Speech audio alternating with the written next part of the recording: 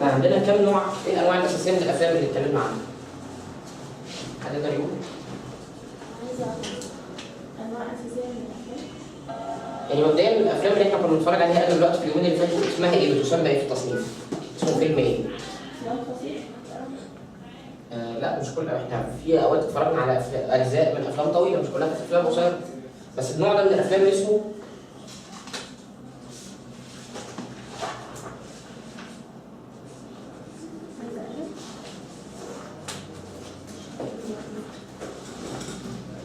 اسمها افلام روائيه. يعني ايه افلام روائيه؟ يعني في النهايه ليها سيناريو وحوار، هي بتحكي حدوته، يعني في قصه. في عندنا نوع تاني اخر من الافلام اسمه اللي انا قلته امبارح، بس انتوا غالبا ما كنتوش مركزين اغلب الوقت.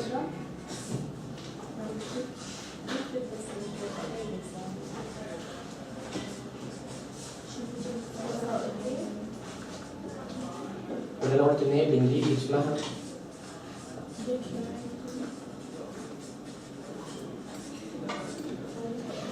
دي هنا بالانجليزي اسمها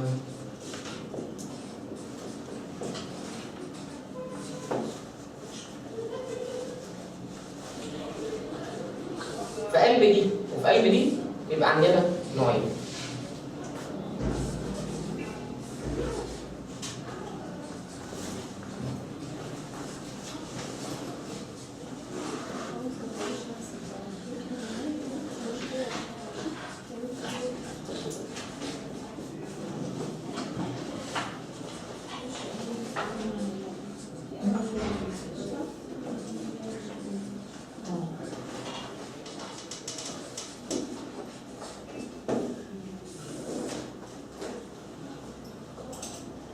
يبقى ممكن يبقى عندنا فيلم روائي طويل او فيلم روائي قصير، وممكن يبقى عندنا فيلم وثائقي قصير او طويل.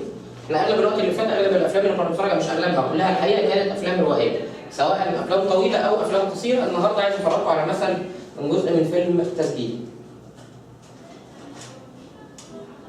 المخرج اللي هنشوف جزء من الفيلم بتاعه ده من اهم مخرجين الافلام الوثائقيه في امريكا، اسمه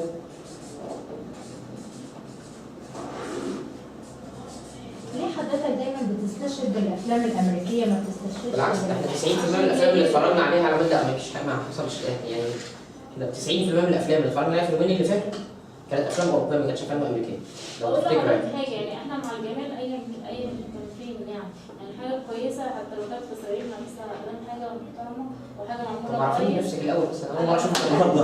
فاضل لنا احنا نختم اخر ساعتين في الكورس اول مره فينا. انا ولا محمد من صيف كمبيوتر تعليم، فدخلت الكورس دوت عشان خاطر اتعلم تصوير. انا عامل وسائل تعليميه في التصوير بس كده. طب وليه ما حضرتيش الكورس بتاع الاخراج يا استاذه ولا ايه؟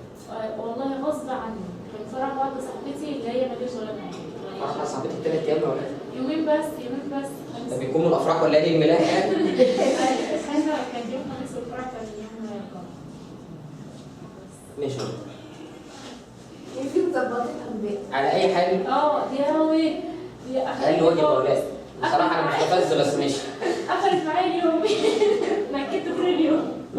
المهم لا احنا الحقيقه 90% من الافلام اللي اتفرجنا على اجزاء منها في الكام يوم في اليومين اللي فاتوا ما كانتش افلام امريكيه على الاطلاق، كان افلام كلها اوروبيه. يعني اللي اتفرجنا عليه في الامريكاني كان قليل جدا، يعني ما تخطاش 10%.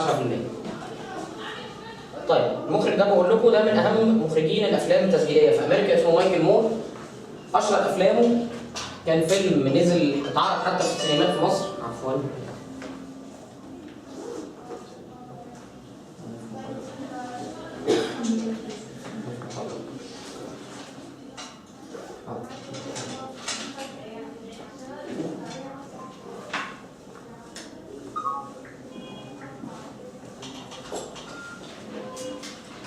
بقول انه مايكل مور من المخرجين القليلين في تاريخ السينما التسجيليه في العالم اللي افلامه اللي عاده الافلام التسجيليه ما بيبقاش عليها اقبال من الجماهير او ما بتتعرضش في السينمات.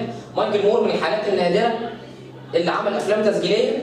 الافلام التسجيليه دي اتعرضت في السينمات على مستوى العالم كله وكان عليها اقبال رهيب، وحتى الفيلم بتاعه يعني من اشهر افلامه نزلت هنا في السينما في مصر واتعرض يعني قعد فتره طويله في السينما في مصر. كان فيلمه اسمه هو اسمه مشيت؟ مايكل مور. حضرتك قد مايكل ماشي. لا هي مايكل بتتكتب كده. ما هو الاتش مايكل بتتكتب كده.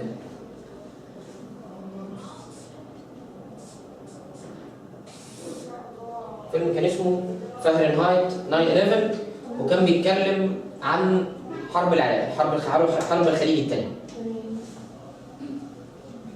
غير كده ليه مجموعه، دي سلسله من الافلام دوكيومنتري القصيره اللي كان عاملها في امريكا وبرضه كانت عندها يعني كان ليها شهره رهيبه في التلفزيون الامريكي اسمها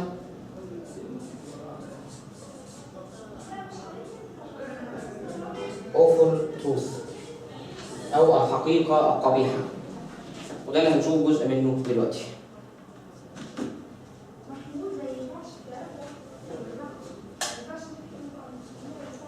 اسمه ايه الفيلم الاخير؟ ده Awful Truth، انا نسيت ده بس.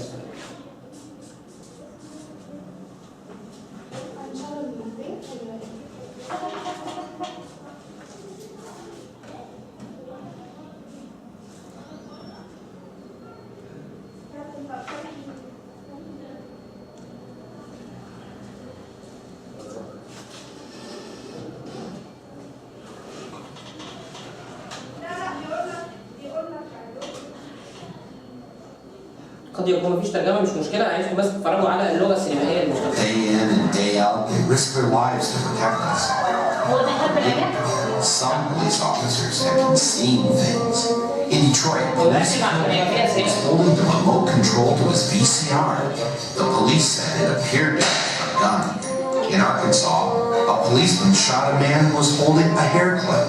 The police thought the clip was a gun. In Chicago, a police officer shot a South Side woman who was carrying a spatula. You guessed it, he thought the cooking utensil was a gun. These days, it seems like when a police officer sees a black person, they see a monster.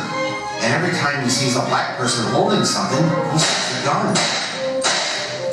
One night last year, 4 New York City police officers saw the same thing at the same exact moment. They shot and killed Amadou Diallo by firing 41 bullets because they all saw a gun in his hand. But once again, it wasn't a gun. This time, it was a wallet. A wallet? Time to make the streets safe again. Attention, attention.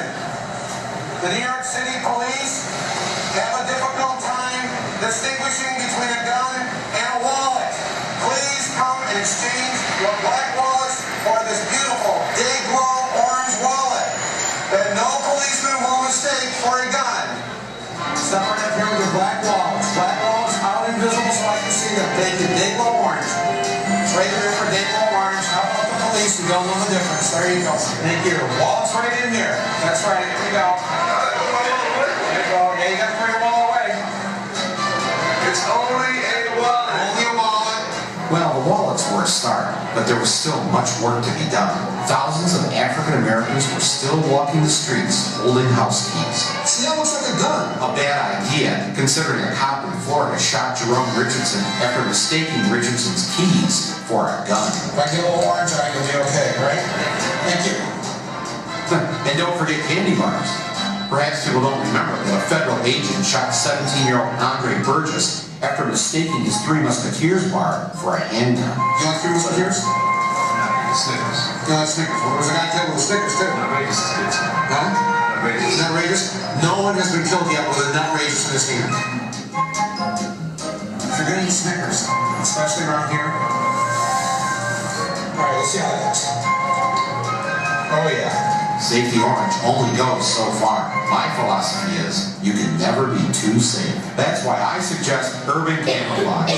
The police can't shoot you if they can't see you. There's just one of us standing here. I want you to carry this with you at all times, all right? And then you see the police coming, right? All you gotta do is slip right over you and just set yourself out on the curb like a piece of garbage.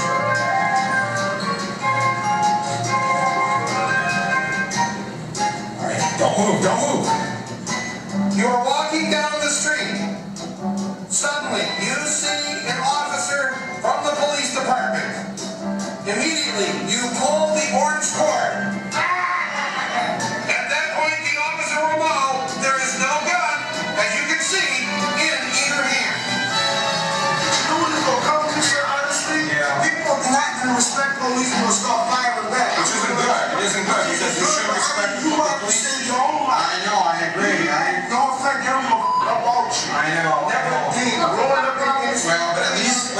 full-blown orange wallets. They won't be able to say you had anything in your hand other than the awful truth dates on orange You have wallet. your phone in your hand. Oh, be careful, sir. Be careful. Oh, I'm sorry. Be careful. Do not ever make that move, sir. What if you got one of these? This is dark. It looks like a weapon. It does. That in your hands, sir, that looks like a weapon. Especially mine. What does that look like? You got a gun. All right, wait. Watch this. Watch this. What does it look like in my hand? Cell phone. See, it's a magic trick. Now watch this again. Watch this. Cell phone. Now watch this. 357. Here's a survival kit, all right? It's got these bullet wounds. Put it right here. Right here in your head. There. It looks like you've been shot. Of course, if you live in New York, Oh, here comes the police. Here comes the police. it's going to take more than one bullet hole to convince the police you've already been shot. No more shooting. He's dead. Police officers of New York City, we understand how difficult your job is. That is why we have brought you this easy-to-read chart. Please take a few minutes to study the chart. We're just showing the difference between a wallet and a gun. Okay, well, what's this one? That's very good. That's a wallet, right? What's this one? That's a gun, right? Thank you, sir. The police have you surrounded. Come out with your wallets raised. Pull your wallets out now, slowly. Do not make any sudden moves. All right, now I want you to slowly, and I said slowly, place that wallet on the ground. Okay, now step back. Step back from the wallets. I said step back from the wallets. I mean business. Officers, do not worry. We have unarmed them from their wallets. We were off to a good start, but let's face it, the only way a black person can truly be safe is to make sure the police can see his or her hands at all times.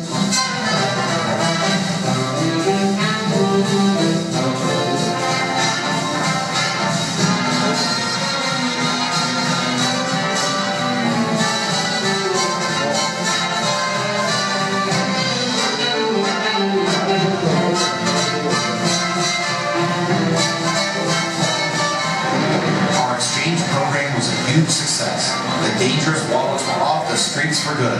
I knew the police would be happy to get rid of them properly.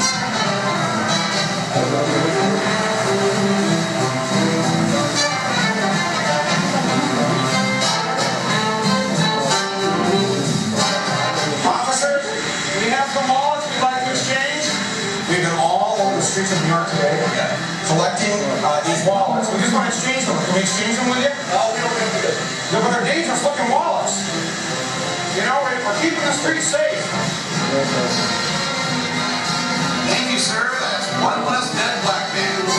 With all those dangerous wallets off the streets, it might even mean thousands fewer dead black men and a few more cops who won't be seeing things anymore. The African American Wallet Exchange is brought to you by Nutrageous, the peanutty chocolatey candy bar in the day glow orange wrapper. Nutrageous, the safest candy bar on the streets of the USA.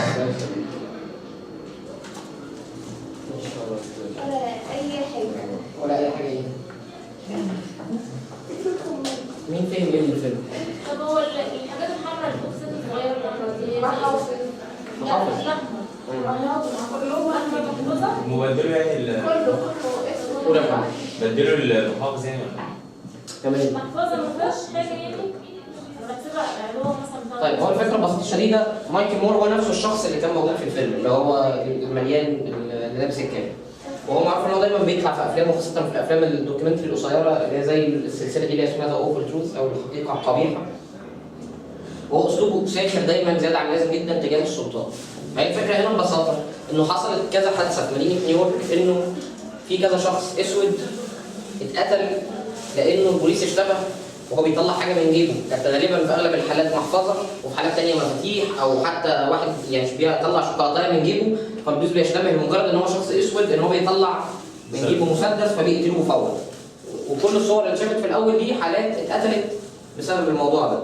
فهو كان نوع من السخريه في مواجهه بوليس نيويورك في اللي عملوه ده، عمل الحمله دي بشكل ساخر من البوليس قدام البوليس انه يقول للناس يستبدلوا محافظهم السوداء بمحفظه لونها احمر مميز علشان البوليس ما يبقاش ليه حجه ان يقول ان هو شك ان هم بيطلعوا مسدس.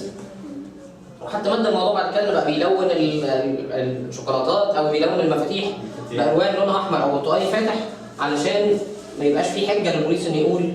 يعني كل اللي كان بيحصل ده بقى دي ايه؟ حركات منه للسخريه من شرطه نيويورك علشان قتلهم للسود بتهمه ان هم معاهم مسدسات. وده بقى يعني ده الاسلوب المميز لمايكل مور. يعني حتى اتفرجت دلوقتي على جزء من فahrenheit 9/11 هو دايما عنده فكره السخريه.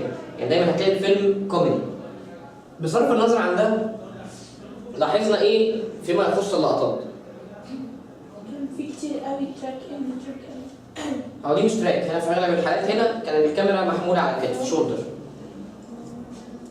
طبيعه الفيلم الدوكيومنتري لان انت ما بتبقيش عارفه ايه هيحصل امتى فين ازاي، فلازم الكاميرا طول الوقت في اغلب الوقت مش كل الوقت بس في اغلب الوقت خاصه لو انت هتتابعي حدث ما انتش عارفه ايه اللي هيحصل فيه يبقى لازم الكاميرا تكون حره. لانك عشان تحطي الكاميرا على ترايبود وتثبتيها وحدث حصل وراكي عشان تلفي وتحطي الكاميرا الحدث خلص. وفي حاله الافلام الوثائقيه وانت بتسجلي حدث بيحصل دلوقتي مش هيبقى عندك فرصه ان انت زي الثوره كده.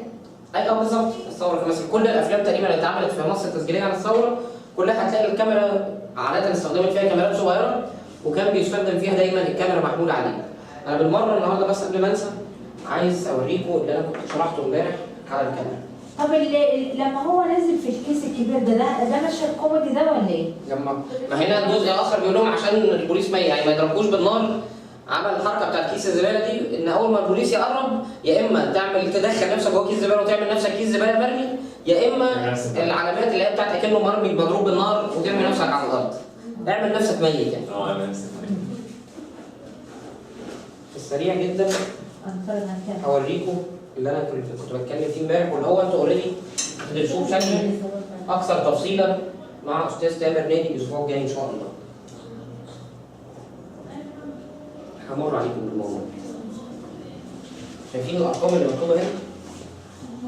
العدسه دي انا هجيب لكم كمان مش هشوفوا الارقام بس العدسه دي اسمها عدسه زوم لينس. قلنا يعني ايه زوم لينس؟ يعني كذا عدسه. يعني انت عشان فاتك حاجات بالعبيط بقى جدا مش تبقى عارفه اسمعيهم عشان تعرفي الاجابه. قلنا ايه زوم لينس؟ اللي هي كذا عدسه. عدسه بتكسر يعني هنا في كذا عدسه جوه مش عدسه واحده. وقلنا ان ايه الفرق بينها وبين النوع الثاني اسمه ايه؟ برايم لينس بالظبط. وقلنا ان البرايم لينس هي عدسه واحده موجوده بتجيب لنا المقاس اللي احنا عايزينه على طول مجرد ما حطينا العدسه. لكن الزوم لينس هي مجموعه من العدسات المختلفه موجوده جوه في عدسه واحده. صح كده؟ طيب فهنلاقي بقى عشان كده شايف الارقام؟ قولي كده الارقام الموجوده يا سلمى.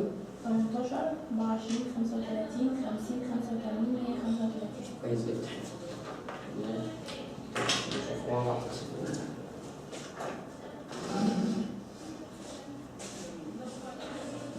وقلنا الوحده بتاعت القياس ايه؟ مليمتر.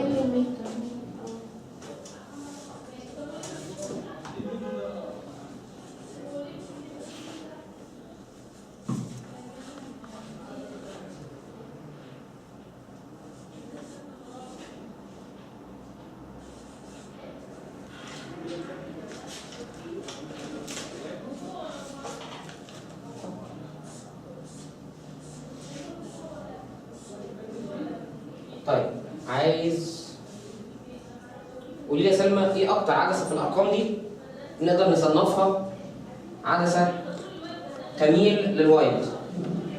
احنا قلنا ايه الثلاث انواع الاساسيه؟ حد يقول لي. نورمال و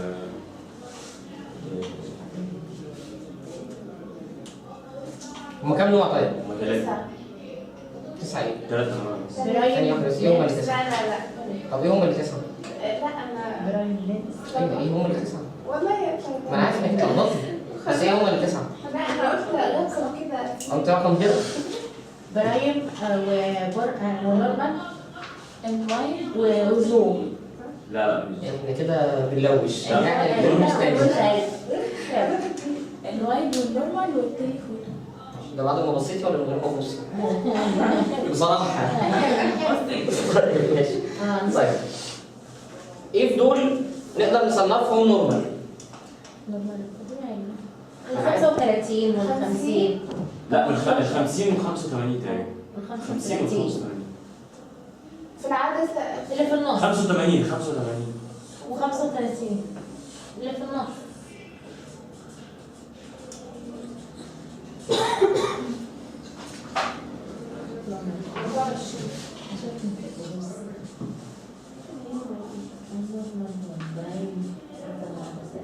يعني طبعا احنا 50 في النص شويه ما بين دي ودي، بس دول ودي هتبقى ما بين النورمال والوايد.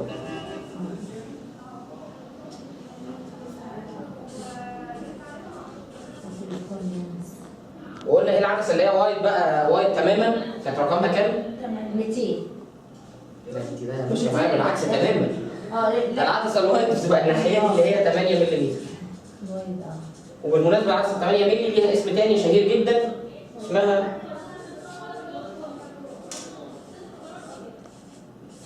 فيش اي او عين سمكه. ليه اسمها فيش اي؟ اولا العدسه 8 ملم عدسه محدبه جدا لدرجه شبه ان هي خارجه لبره زي الكوره، شبه فكره عين السمكه. ودايما لما بنشوف لقطات في فيلم بنصورها بعدسه فيش اي بتبقى الصوره مشوهه تماما من الاجناب، يعني هتلاقي كانك شايفه الاوضه كلها لغايه هنا. تحس انها مضلعه يعني. بالظبط. هتلاقي في انحراف جامد في الاجناب، في اللقطات دي بتبقى مميزه جدا، بتبقى شكلها واضح قوي. بنبسط انا قوي لما حسيت ان انا قلت حاجه وبعدين ما سبتش باي شكل من الاشكال، حاجه ظريفه جدا. هي واحده واحده الطريق لما يجي راجع على لا يا شيخ طيب.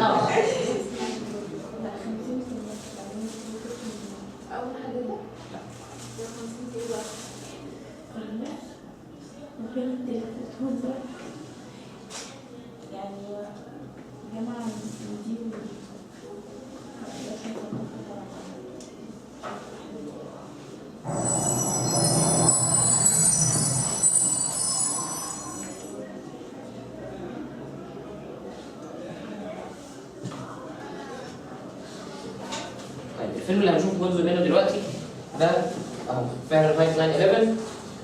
قلنا المخرج اسمه مايكل مور، والفيلم ده الحقيقه من يعني من المرات النادره في تاريخ مهرجان كان اللي ادوا الجايزه فيه لفيلم تسجيل.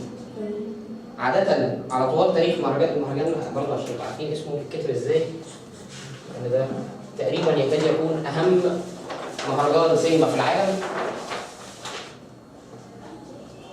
اسمه مهرجان كان تعمل في فرنسا، والجائزة الكبيرة بتاعته بيسموها ده بتشارك في مصر مهرجان كان مرات نادرة في تاريخ مصر اللي اشتركت فيه في مسابقة رسمية. زي ايه الناس بالون دور اللي هي السعفة الذهبية، ده الجائزة اللي بيديها المهرجان، الجائزة الأولى اللي بيديها المهرجان. لا مصر في تاريخها اشتراكها في مهرجان كان تقريبا 3 أو 4 مرات. مش متذكرهم كلهم، بس آخر مرة مصر اشتركت في مهرجان كان السنة اللي فاتت بفيلم مهم جدا لمخرج ذكرنا اسمه امبارح. يوسف شريف. طارق المعلم. يوسف شريف. شفت المعلومات بتاعتك بتفكر ازاي؟ على الآخر. بعد ما نكمل اشرح. بلان دور عفوا بلان دور الجائزة اسمها بالون دور السعفة الذهبية.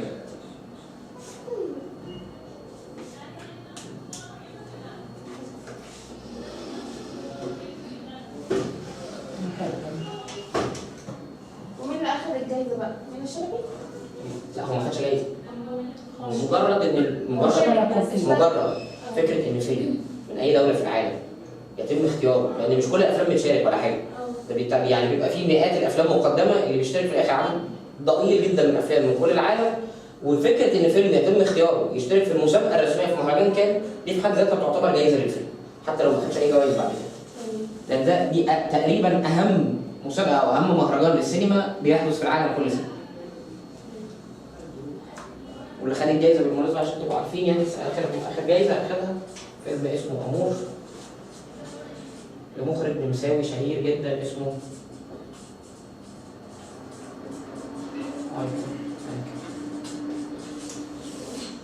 ده مخرج هام جدا كمان. اخد جايزه كان اكتر من مره، ودي من الحالات النادره في تاريخ السينما في العالم ان المخرج ياخد جايزه كان اكتر من مره مش مره واحده.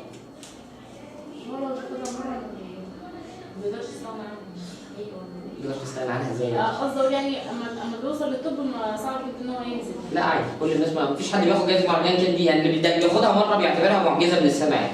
ففكره ان مخرج ياخدها اكتر من مره ده معناه ان هو عبقري للغايه. نتفرج على جزء من فahrenheit 9/11.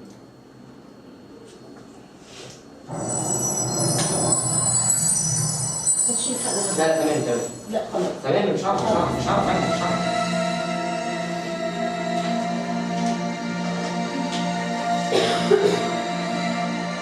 أرجو نتفرج بتركيز.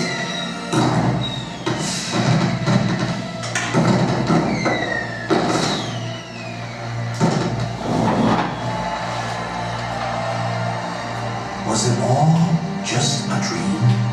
God bless you, Florida. Thank you. Did the last 4 years not really happen? Look, there's Ben Affleck. He's often in my dreams. And the taxi driver guy, he was there too. And he seemed so happy, like a miracle had taken place. Was it a dream? Get a lot done. Secondly, you don't have to be in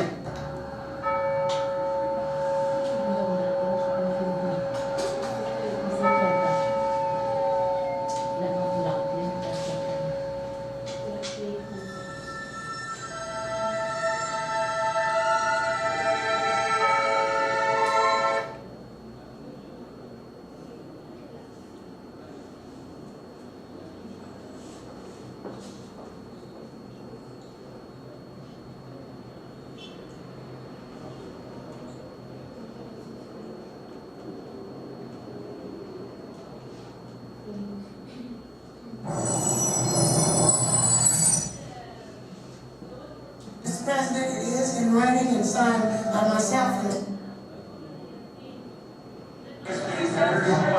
I'm working on some initiatives.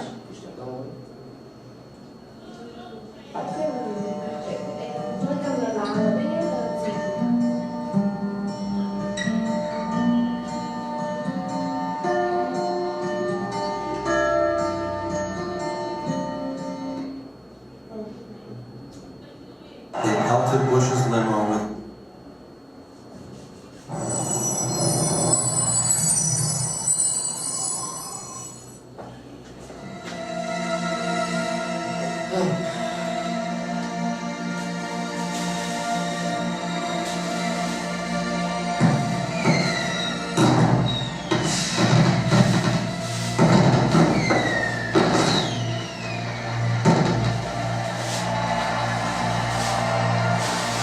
Was it all just a dream?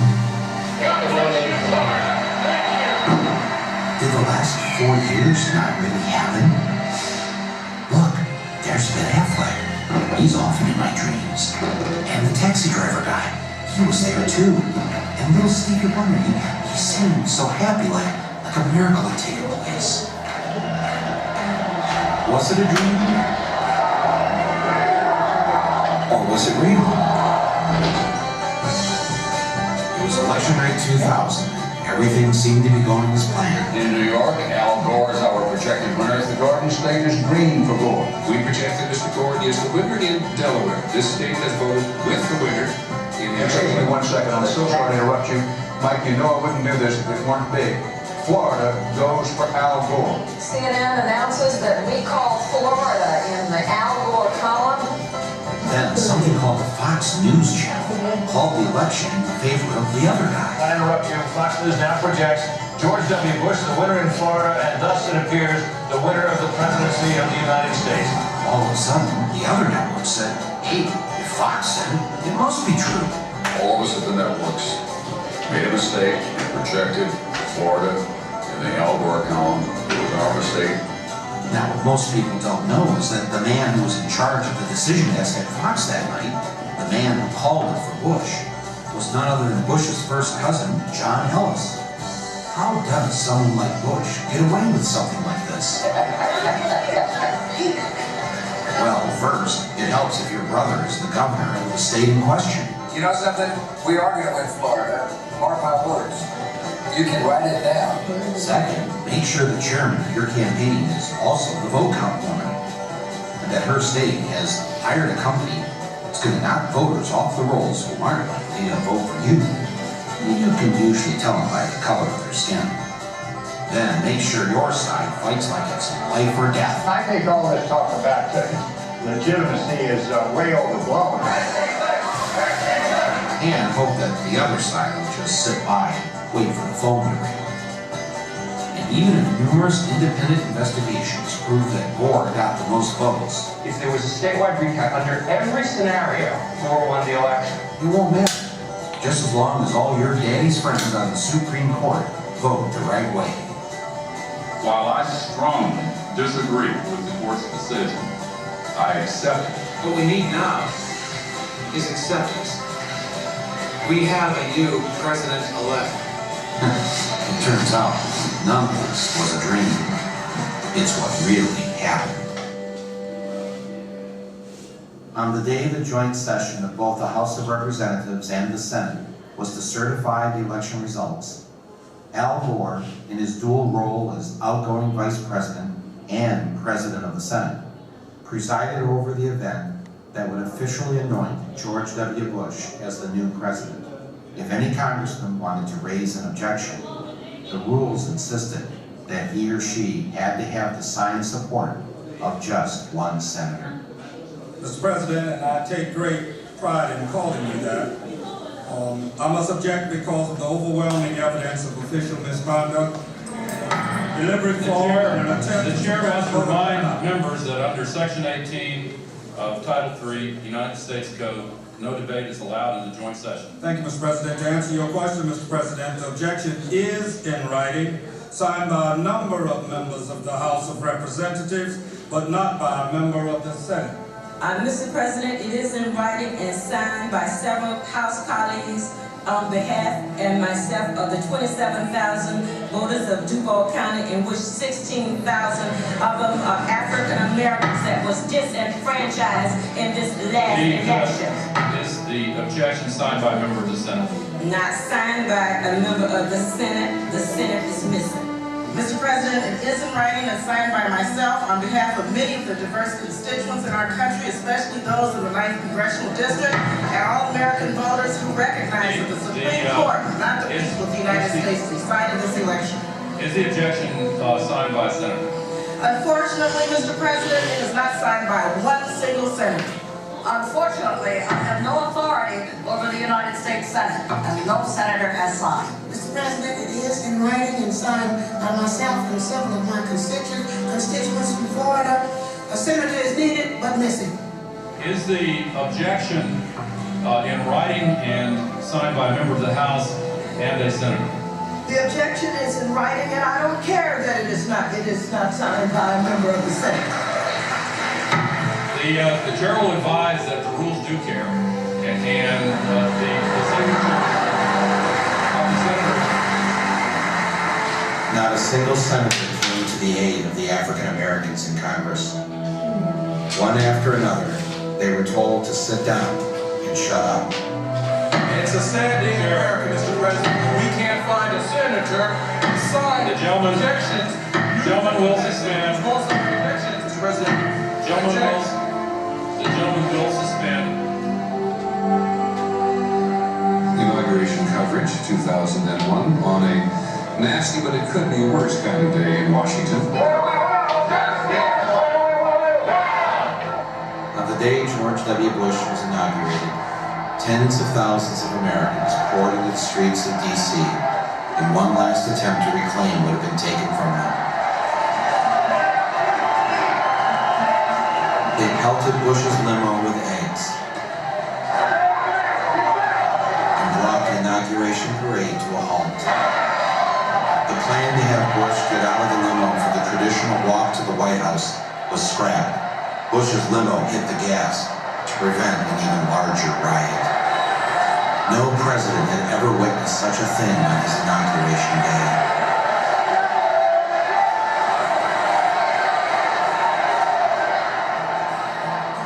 And for the next 8 months, it didn't get any better for George W. Bush. He couldn't get his judges appointed. He had trouble getting his legislation passed. and he lost Republican control of the Senate. His approval ratings in the polls began to sink. He was already beginning to look like a lame duck president. With everything going wrong, he did what any of us would do. He went on vacation.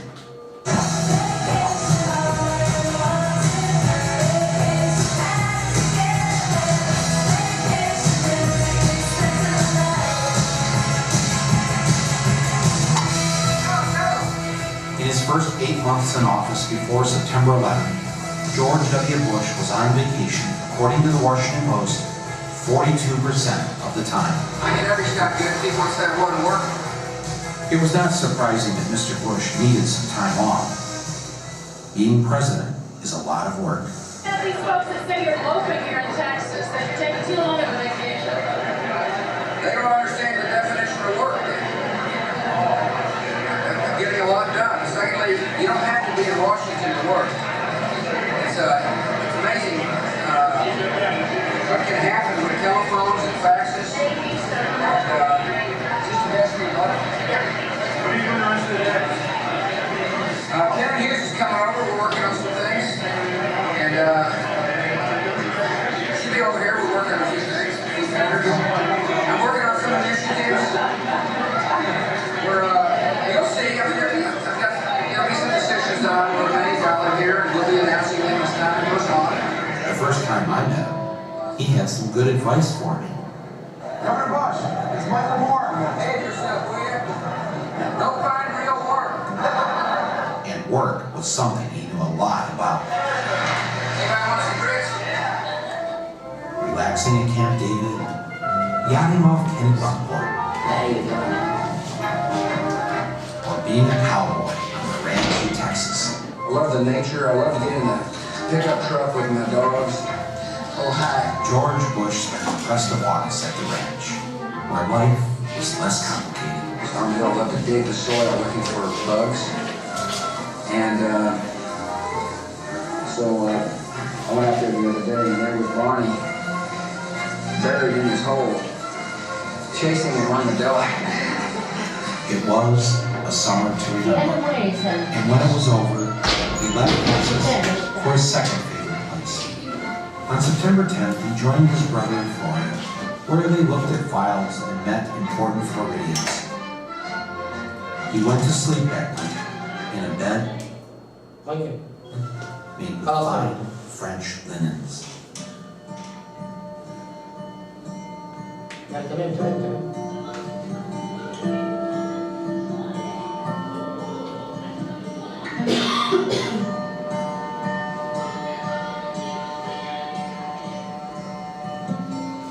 He's supposed to be pretty confident on those numbers on Iraqi security forces.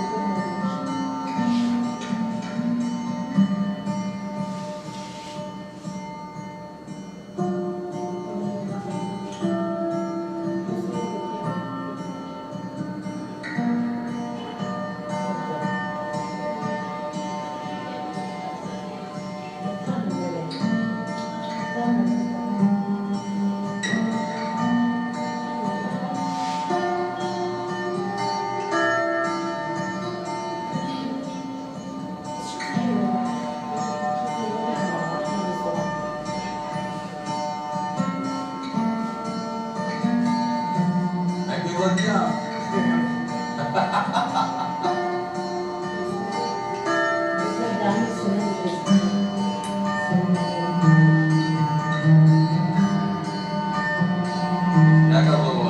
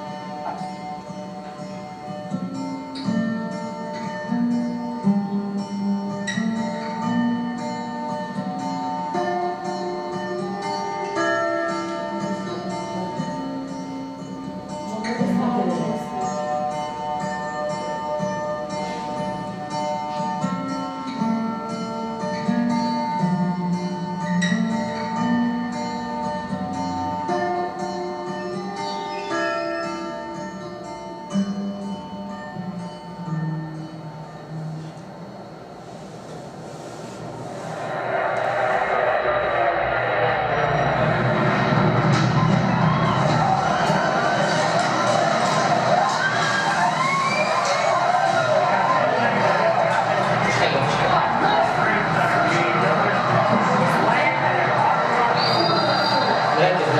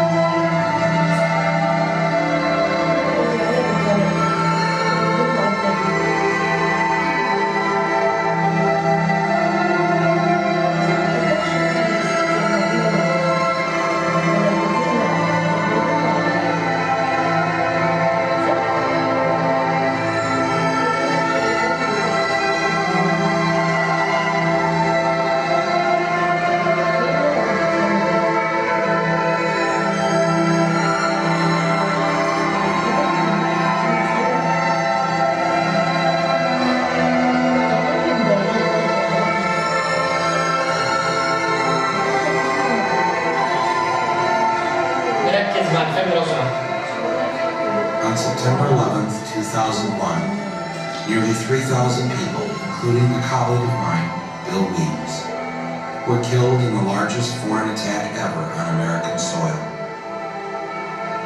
The targets were the financial and military headquarters of the United States. If anyone has any idea, if they've seen him or knows where he is, to call us. He's got two little babies. As the attack took place, Mr. Bush was on his way to an elementary school in Florida.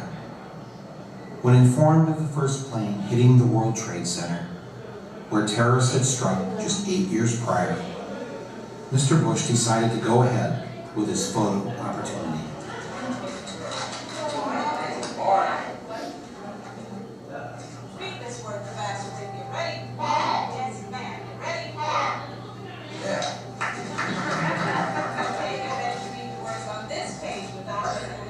When the second plane hit the tower, his chief of staff entered the classroom and told Mr. Bush, the nation is under attack.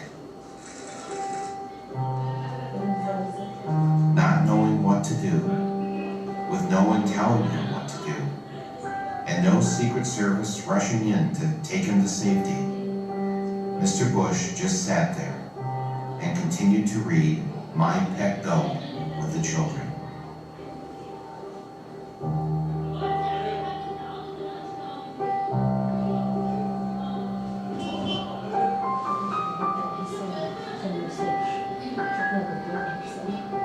Nearly 7 minutes passed with nobody doing anything.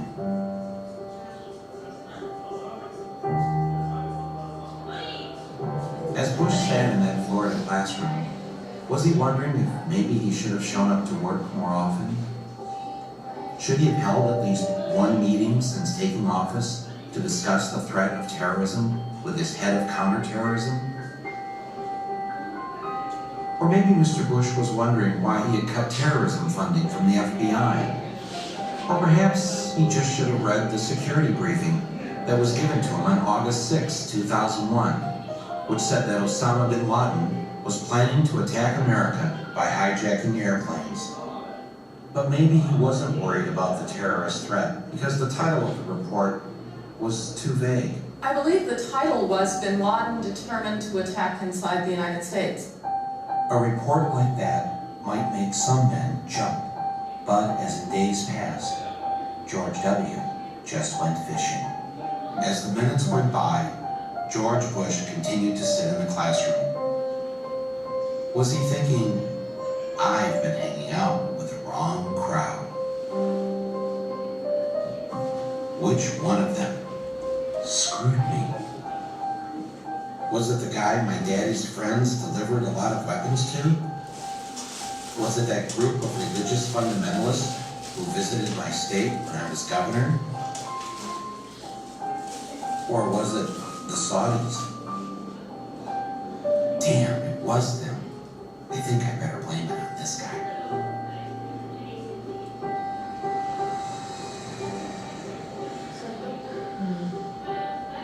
In the days following September 11th, all commercial and private airline traffic was grounded. The FAA has taken the action to close all of the airports in the United States. Even grounding the president's father, former President Bush, on a flight forced to land in Milwaukee. Thousands of travelers were stranded, among them Ricky Martin, due to appear at tonight's Latin Grammy Awards. Not even Ricky Martin could fly. But really, who wanted to fly? No one, except the Bin Ladens.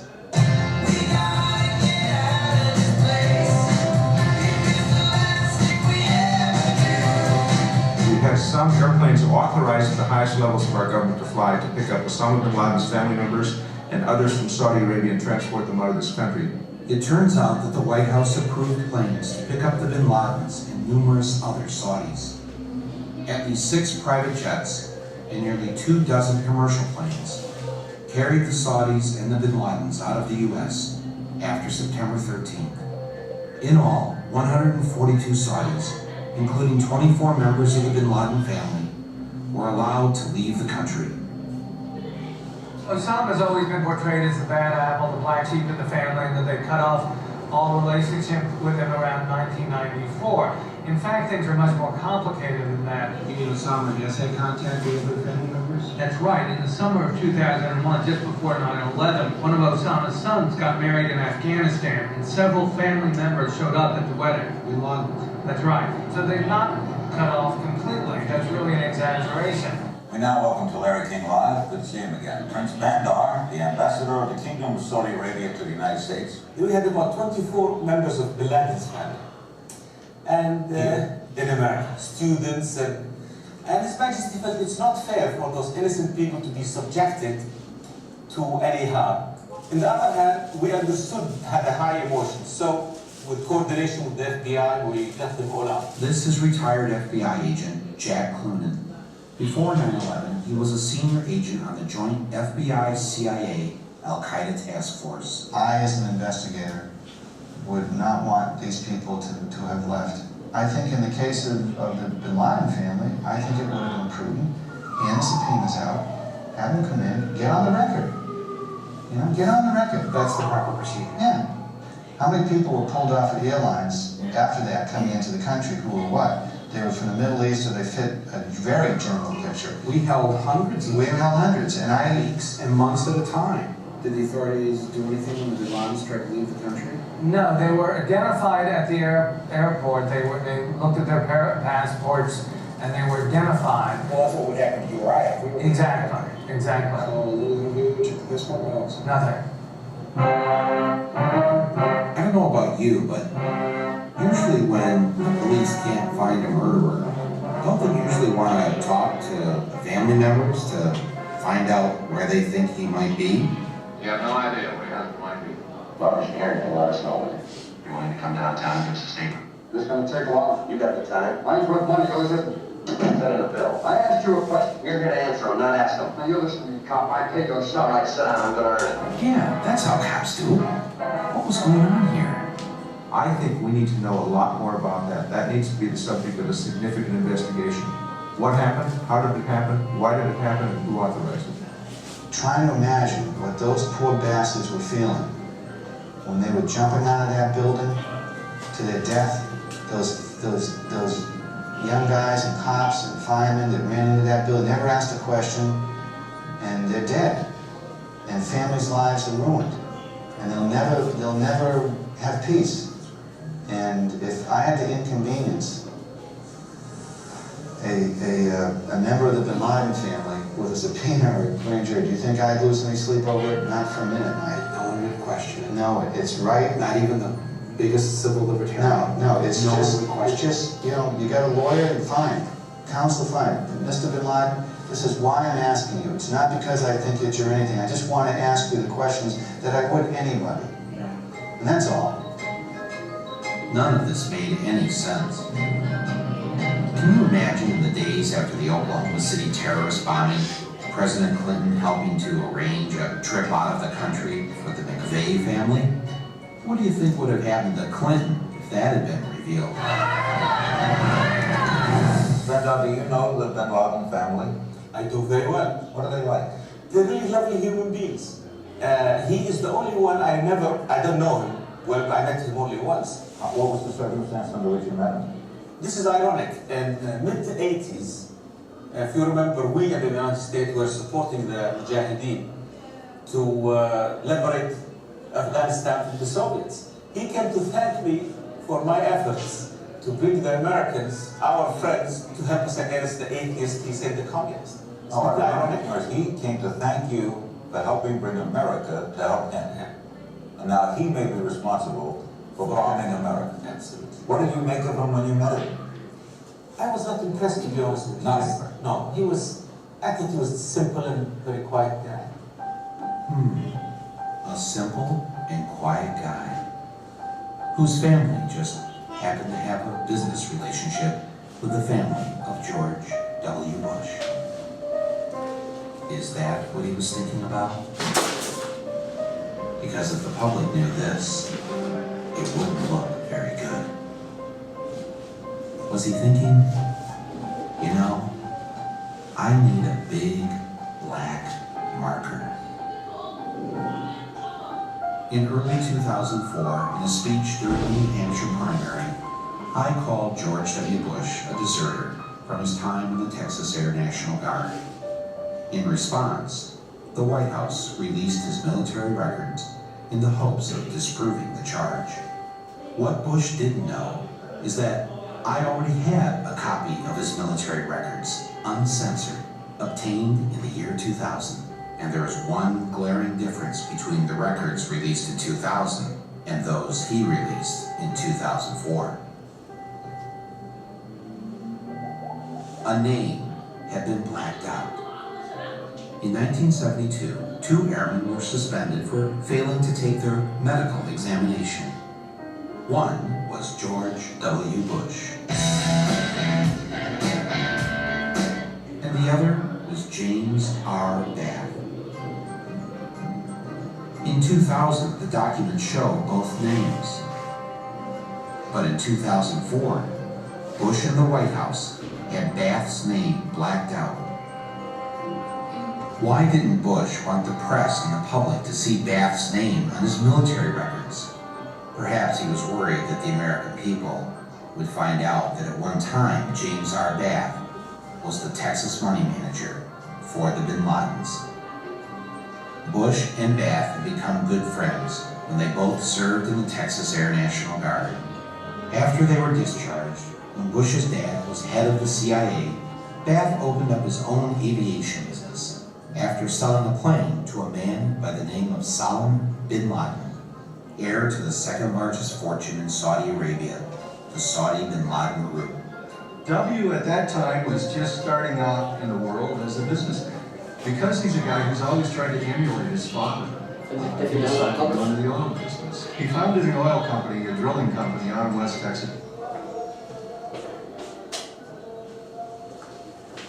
الفيلم ده مهم جدا، نتمنى ان انتوا بعد كده ممكن تتفرجوا عليه، موجود على اليوتيوب فممكن تبقوا تشوفوه. طيب هنا شفنا حاجه مهمه وكانت موجوده في الفيلم كمان بتاع ستانلي كوبريك اللي اتفرجنا عليه امبارح، الا وهي انه هل الفيلم ابتدى هنا؟ لما اتفرجنا على الفيلم بتاع كوبريك بتاع 2001 سبيس اوديسي ابتدى على طول بالتترات؟ امال ايه اللي حصل؟ التترات مش ماشيه معايا.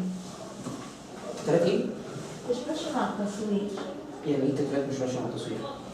يعني كان يعني ايه التترات دي ماشيه في اوقات وبتتقطع في اوقات تانية. بس يعني احنا عندنا فيلم ابتدى هنا هو مثلا. It's called Arbusto, which was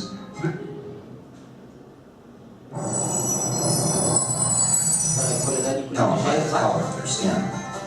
Then make sure Is the objection signed by a member of the Senate? Not. tens of thousands of Americans poured into the street. على اي حال يعني الفيلم استمر فيه 3 4 5 دقايق في الاول مشاهد وبعدين ابتدت التترات تنزل.